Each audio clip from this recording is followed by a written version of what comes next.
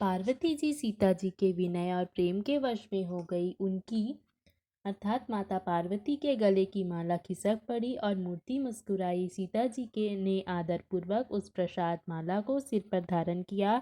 पार्वती जी का हृदय हर्ष से भर गया और वे बोली, हे सीता, हमारी सच्ची आशीष सुनो, तुम्हारी मनोकामना पूरी होगी। नारद जी का वचन सदा पवित्र, संशय, भ्रम और दोषों से रहित और सत्य है।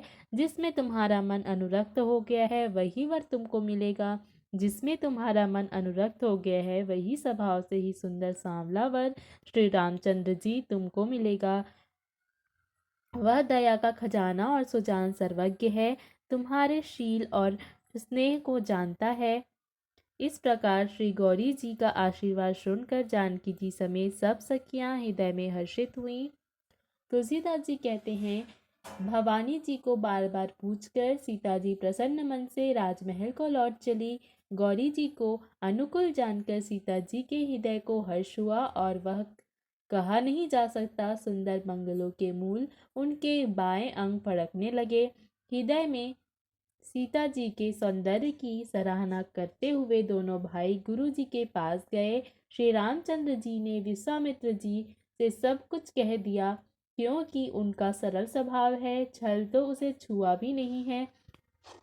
फूल पाकर मुनि ने पूजा की, फिर दोनों भाइयों को आशीर्वाद दिया कि तुम्हारे मनोरथ सफल हो। यह सुनकर श्री राम लक्ष्मण सुखी हुए।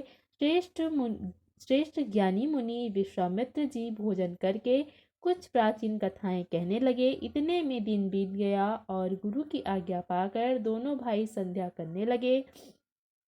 संध्या करने चले, उधर पूरब दिशा में सुंदर चंद्रमा उदय हुआ। श्री रामचंद्र जी ने उसे सीता के मुख के समान देखकर सुख पाया। फिर मन में विचार किया कि यह चंद्रमा सीता जी के मुख के समान नहीं है। सारे खारे समुद्र में तो इसका जन्म, फिर उसी समुद्र से उत्पन्न होने के कारण विष इसका भाई। दिन में यह मलिन, शोभाहीन, निस्तेज रहता है और कलंकी काले दाग से युक्त है। बेचारा गरीब चंद्रमा सीता जी के मुख की बराबरी कैसे पा सकता है।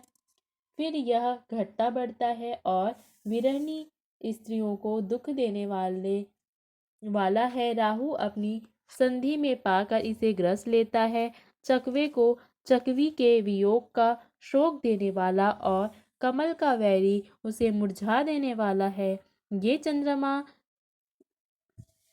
चंद्रमा, तुझ में बहुत से अवगुण जो सीता में नहीं है, अतः जानकी जी के मुख की तुझे उपमा देने में बड़ा अनुचित कर्म करने का दोष लगेगा। इस प्रकार चंद्रमा के बहाने सीता जी के मुख की छवि का वर्णन करके बड़ी रात हो गई जान वे गुरु जी के पास चले। मुनि के चरण कमलों में प्रणाम करके आज्ञा पाकर उन्होंने विश्राम किया। रात बीतने पर श्री रघुनाथ जी जागे और भाई को देखकर ऐसा कहने लगे, हे तात, देखो, कमल, चक्रवाक और समस्त संसार को सुख देने वाला अरुणोदय हुआ। लक्ष्मण जी दोनों हाथ जोड़कर प्रभु के प्रभाव को सूचित करने वाली कुमड़वारी बोले, अरुणोदय होने से कुमुदिनी सकुचा गई और तारागणों का प्रकाश फीका पड़ गया। जिस प्रकार आपका आना सुनकर सब राजा बलहीन हो गए हैं। सब राजा रूपी तारे उजाला करते हैं, पर वे धनुष रूपी महान अंधकार को हटा नहीं सकते। रात्रि का अंत होने से जैसे कमल, चकवे, भौरे और अनेक प्रकार के पक्षी हर्षित हो रहे हैं, वैसे ही प्रभु आपके सब भक्त धनुष टूटने पर सुखी होंगे। सूर्य उदय हुए बिना ही परिश्रम अंधकार नष्ट हो गया, तारे छिप गए, संसार में तेज का प्रकाश हो गया। हे रघुनाथ जी, सूर्य ने अपने उदय के बहाने सब राजाओं को प्रभु आपका प्रताप दिखाया है।